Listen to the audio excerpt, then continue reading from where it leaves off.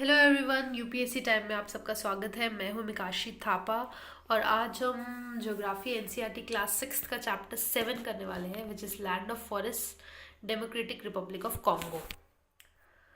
तो कॉन्गो जो है, ये देखिए, ये है आपका डेमोक्रेटिक रिपब्लिक ऑफ कॉन्गो। ठीक है, ये अफ्रीका के बिल्कुल सेंटर में पड़ता है। अफ्रीका के सेंटर में पड़ता है ये डेमोक्रेटिक रिपब्लिक ऑफ कॉन्गो।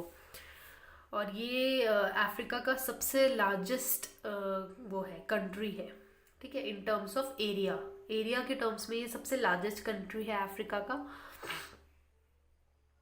ठीक है, देख लीजिए इसकी लोकेशन, इसके आसपास कौन से कंट्रीज है। मैप में आपको मैंने बताया था, आपको आसपास की नेबरिंग कंट्रीज जैसे कि इसकी अंगोलिया है, जम्बिया है, तंजानिया है। ठीक है, ये सब आपको देखना है कौन कौन सी इसकी बॉर्डरिंग कंट्रीज है और ये कहाँ पे लाई करता है। अब कॉन्गो जो है ये इंडिपेंडेंट हुआ था बेल्जियम से इन 1960 में। ठीक है, ऑल दो एरिया वाइज ये सबसे बड़ा है लेकिन सबसे कम पॉपुलेटेड कंट्री है, इसकी पॉपुलेशन बहुत ही कम है। और एक बहुत बड़ा मतलब इम्पोर्टेंट रिवर है विच इज़ रिवर कॉन्गो, जो रिवर यहाँ से फ्लो करता है, जिसके नाम पे ये एरिया पड़ा है, ये कंट्री पड़ी है। ये जो और ये जो एरिया है ये एक प्लाटू है। ठीक है, प्लाटू क्या होता है, थोड़ा सा रेज्ड अप एरिया। और ये सॉसर शेप्ड है। सॉसर शेप्ड क्या होता है, फॉर एग्जांपल एक बाउल होता है, आपने कोई बाउल देखा होगा, बाउल के अंदर अपने आप को इमेजिन कर लीजिए, तो चारों तरफ से आपको ऐसा लगेगा आप सराउंडेड हो किसी वॉल से, है ना, थोड़ा स्लैंटिंग वॉल से, वही होता है सॉसर शेप्ड। तो कॉन्गो एक ऐसा एरिया है जिसमें आपको लगेगा आप किसी सॉसर में बैठे हैं, किसी बाउल के अंदर बैठे हैं। फिर कॉन्गो रिवर वर्ल्ड का one of the largest river है, लेकिन वो नेविगेबल नहीं है। नेविगेबल क्या होता है, जहाँ से आप मतलब मूव कर सको, ट्रांसपोर्ट कर सको, ट्रेड कर सको, आप किसी मूवमेंट के लिए उस रिवर को यूज़ कर सको, वो ये रिवर बिल्कुल भी नहीं है। क्यों? क्योंकि इस रिवर में बहुत सारी ऑब्स्टिकल्स हैं, जैसे कि वाटरफॉल्स आ गए, रैपिड्स आ गए। रैपिड्स हम बोलते हैं छोटे छोटे वाटरफॉल्स को। फाइन।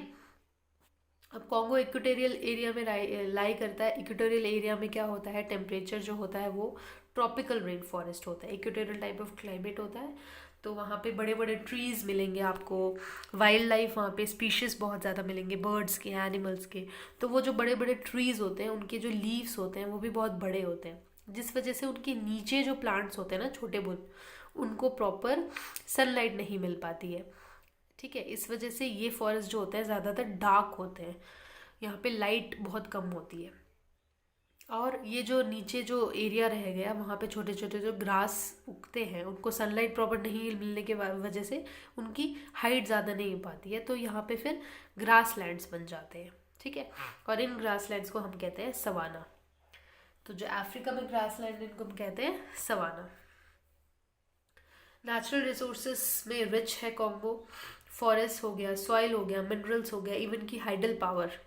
ठीक है, और एग्रीकल्चर और माइनिंग यहाँ की बहुत इंपॉर्टेंट इकोनॉमिक एक्टिविटीज़ है।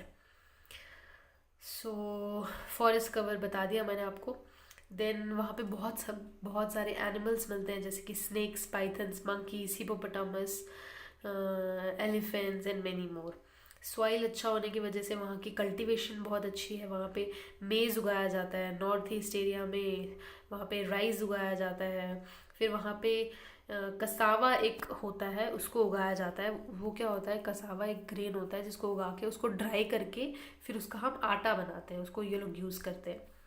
फिर वहाँ पे कैश क्रॉप्स भी बहुत सारे उगते हैं, जैसे कि रबर हो गया, कॉफ़ी हो गया, कॉटन हो गया, ऑयल पाम हो गया। और इन सबको मोस्टली एक्सपोर्ट किया जाता है, इसलिए वो ये इकोनॉमिक एक्टिविटी है वहाँ की। ठीक है, देन बहुत सारे रिजर्व्स हैं वहाँ पे, like copper, diamond, cobalt, tin, zinc, manganese, uranium. और ये सब आपको ज़्यादातर सर्दर्न एरियाज में मिलते हैं कॉन्गो के। फॉर एग्जांपल एक जगह दी है शाबा, जिसको हम कटंगा भी कहते हैं। यहाँ पे one of the largest reserve आपको मिलेगा कॉपर का, इवन की डायमंड का भी मिलेगा आपको। ठीक है, और मोस्टली ये सब एक्सपोर्ट किया जाता है।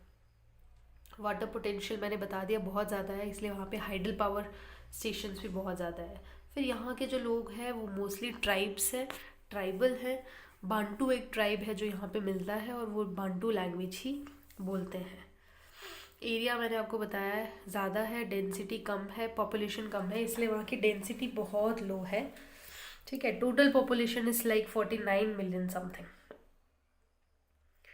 कॉन्गो देन आपका ओवरऑल देखा जाए तो कॉन्गो एक रूरल एरिया है, बट फिर भी वहाँ पे कुछ कुछ सिटीज़ ऐसी हैं लाइक लुबम्बिशी और मटानी।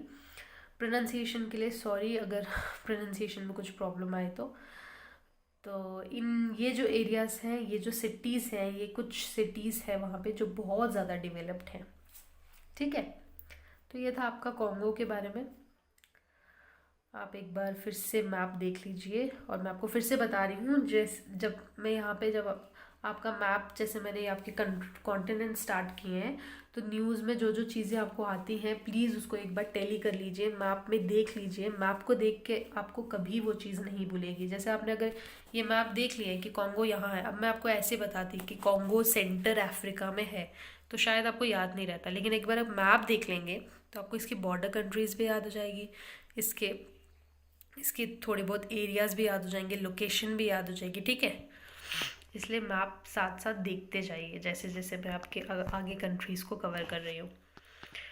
फाइन, तो और चैनल को सब्सक्राइब कर लीजिए प्लीज़, नोटिफिकेशन बेल को प्रेस कर दीजिए, लाइक करिए, कमेंट करिए और शेयर करिए।